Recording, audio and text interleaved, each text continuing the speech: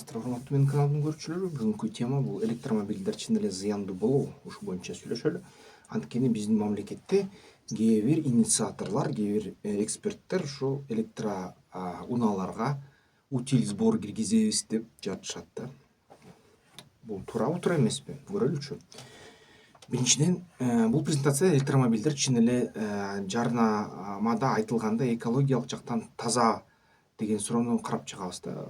Негизи ушул электромобилдер артыкчылыктарын, кемчиликтерин карасак кандай негизи да?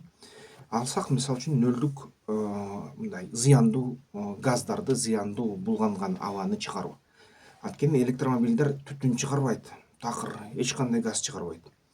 Анан албетте бул абанын сапаттуу болуусуна алып келет дагы. Эгерде мисалы үчүн шаар ичинде бүт унаалар жалаң электроунаа болсо, анда шаардын баягы абасы 40% таза болот эле да. Кээ бир эксперттер айтат, баягы электроунаа аябай тез айдагандыктан, мотору күчтүү болгондуктан шиналардан майда бөлүнүп чыгат деп.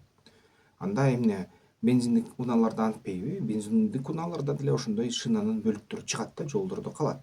Майда бөлүктөр. Бирок ошо мурунку бензиндик эрадагы унаалардын жактоочулары жана ошо алардын көз каранды бизнесте сакташ үчүн бир гана эмнени гана айтышпайт.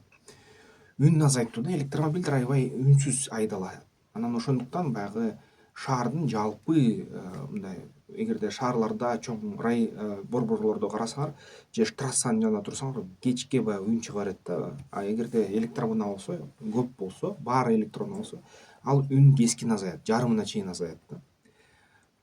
Жогорку энергия эффективдүүлүгүн алсак, мисалы үчүн, эгерде силердин бензиндик унаага 100 литр куйсаңар, ал 100 литрдин 30 эле литри таза энергияга айланып, машинеңерди, унааңарды ушул жүгүрткөнгө күч берет.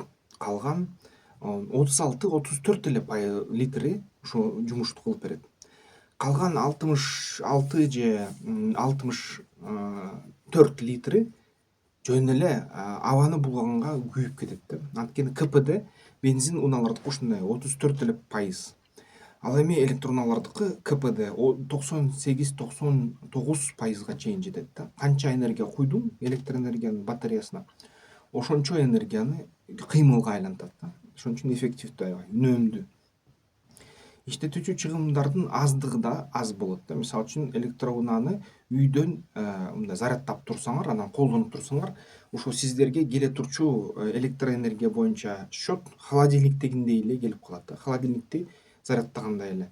Холодильник улам күйүп турат го. Ошо мисалы үчүн силердин жалпы үй чарбаңардын счетуна эгерде аябай көп айдасаңыздар, бир 300 сом кошулат, 400 сом кошулат айына. 300 сом айына дегенде, анан баягы 3,5 миң, 5 миң, 6 миң, 7 миң сом бензинге айына дегенде айырма байкалса керек да. Айырма 12 эсе, 7 эседен баштап 12-16 эсеге чейин барат. Ошончо үнөмдүү да электромобиль. Анан кемчиликтери, баасы жогору. Бүгүнкү күнү ошол албетте баа кескин түштү, 13 миңге чейин түштү. Бизде электромобилди айдагандардын саны өсүп баратат, бирок баасы дагы эле жогору. Баягы эле мисалы үчүн азыркы биздин базарда 10, 20, 16 жашар машиналар дагы эле 5 миң, 6 миң сомдон, 6 миң доллардан сатылып жүрөт. Электроунаалар эң арзан дегенде 13 миңден кем эмес да, доллардан. Чектелген жүрүү аралыгы, негизи бүт электромобилдер 400 км деп келет, 300 км деп келет, 700 км деп келет кымбаттары. Бирок чынын айтканда кондиционер же печканы күйгүзүп алып туруп, кышкы резинаны күйгүзүп алып туруп тоого айдасаңар, ошол 400 км мисалы үчүн 280ге айланат, 300 км 180ге айланат. Ал эми 700 км ошол 400-500 кмге түшүп кетет да. Ошондой. Кышында дагы эгерде батареяда печка болсо, өзүнүн автономдуу, шак эле 40% заряд тез түгөнүп турат. Заряддоо станцияларынын жеткиликтүүлүгүнүн чектелүүсү. Электромобилдердин заряддык станциялары кескин өнүктү. Кыргызстанда бүгүнкү күнү 100ге чейин барды, 100дөн ашып баратат. Бирок дагы эле аз да. Бизге баягы 100дө эмес, бүткүл өлкөдө мындай комфорттуу өзү сезиш үчүн бир 6-7 миң станциядай керек. аккумуляторлордун утилдештирүү көйгөйлөрү да, мисалы үчүн бул эң сезимтал көйгөй. Ошол көйгөй үчүн утил сборду мамлекетте киргизебиз деп жатышат. Анткени коркунучтуу материалдардан жасалат дейт. Кайра иштетүү татаал, бизде заводдорду куруш кыйын дейт да. Анан кайра иштетүүчү заводдордун жетишсиздигин айтышат. Бирок өрт коркунучун айтышат. Эгерде ошо аккумулятор тешилсе, шак заряды толук болсо шак өрттөнөт да, мисалы үчүн. Негизи кандай уулуу заттар бар? Ичинде литий бар. Литийди керек болсо баягы дары кылып туруп элдерге берет да, мисалы үчүн кандайдыр бир баягы кээ бир учурларда ден соолукка. Кобальт бул нак уу, кобальт бул талашсыз. Никель дагы уу, бирок никельди билесиңер, биздин баягы жашообузда көп кездешет. Кээ бир идиш аягыбыз керек болсо никелден жасалат. Марганец жогорку концентрацияда аябай жаман уу, бирок марганцовкада уулуулардын баягы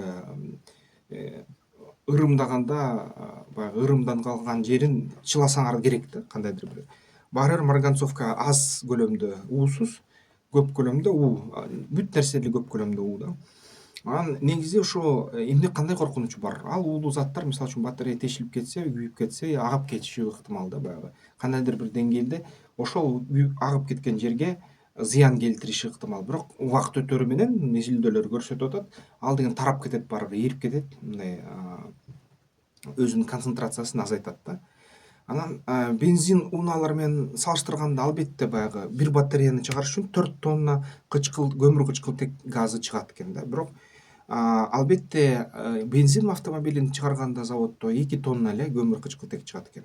Ушундай электромобилдерден 4 тонна чыгат да. Бирок ошондо электромобилди иштетип баштасаң, бир 8 жыл айдасаң, 20 жыл айдасаң, мисалы үчүн 20 жылдын ичинде 0 көмүр кычкылтек газын чыгарат. Ал эми бензиндик автомобиль 55,44 тонна ошол көмүр кычкылтек чыгарат. Аны кубометрге айлантканда бул деген бир топ эле баягы 28.000 метр куб болуп кетет да. Анан албетте бул деген баары бир электромобилдер мындай бензин автомобилге караганда экологияга болгон таасири мындай жакшыраак. Бирок батареясын боюнча утилизация дагы Toyota жаңы ыкма ойлоп табышты. Алар деген атайын ошо инъекция кылат экен, электролиттин инъекциясын бузулуп бараткан батареяга кылгандан кийин ал бузулуп бараткан батарея дагы 8 жыл иштейт экен. Ушундай ремонтту жасаганга үйрөнүшүптүр Toyota'да. Демек, ошол эле утил сборду киргизиш туура эмес болуп калат, анткени ушул технология пайда болду. Анан оюм боюнча ошол батарея 8 жылдын ичинде мусорго айланбай, жаратылышты мындай буулатпай, 8 жылдын ичинде кайра ошол Toyota'нын технологиясы менен инъекция жасап туруп, кайра иштетсе болот да. Дагы 20 жылга созсо болот. 20 жылдан кийин ал батареяны баягы кайра иштетүүчү заводдорго берсең, Кытайдан мисалы үчүн азыртан баштап импортерлор шашып, пушуп, сурап жүрүшөт да.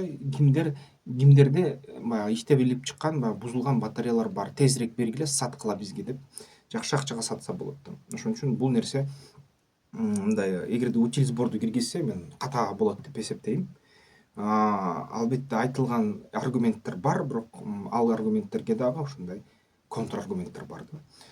Мынакей ошол Toyota'нын иштеп чыккан баягы батареяларды кайра калыбына келтирүүчү ыкмасы ушул статьяда камтылган, ушул статьяны окуса болот. Негизи ушундай. Сиздер кандай ойлойсуздар? Электромобилге отургуңар келеби? Эмчекте коркуп атасыңарбы? Же мындай кызыктыңарбы? Көндүңөрбү? Ушул боюнча комментарийлерге жазгыла, мага өтө кызыктуу болуп жатат. Анда эмесе кийинки видеолордон көрүшкөнчө.